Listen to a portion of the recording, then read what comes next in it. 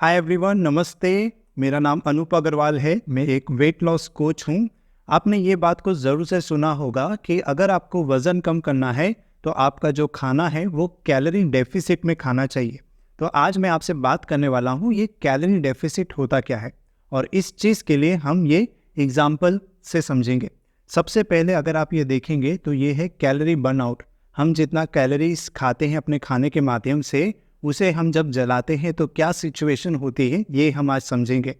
दूसरा, शरीर का आपका बॉडी का वेट है। ये जो ग्लास है ये हमारे शरीर का बॉडी का वेट है। और तीसरा जो आप देख रहे हैं ये है हमारा फूड, हमारा खाना, जो कैलोरीज हम अपने शरीर में देते हैं।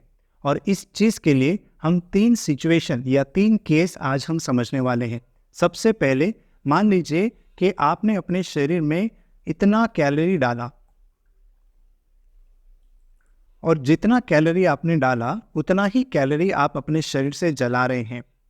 तो आप क्या नोटिस करेंगे या हमें क्या पता चलेगा कि मेरा जो वज़न है या हमारा जो वज़न है वो मेंटेन है।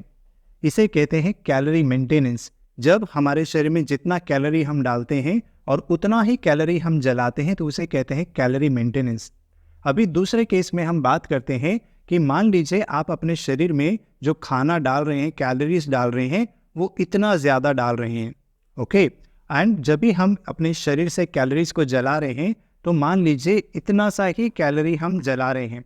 तो इस दूसरे केस में आप देखेंगे कि शरीर का जो वज़न है वो बढ़ गया है। इसे कहते हैं हाई कैलोरी का डाइट या ज़्यादा कैलोरी का खाना खाने की वजह से शरीर का वज़न बढ़ जाना।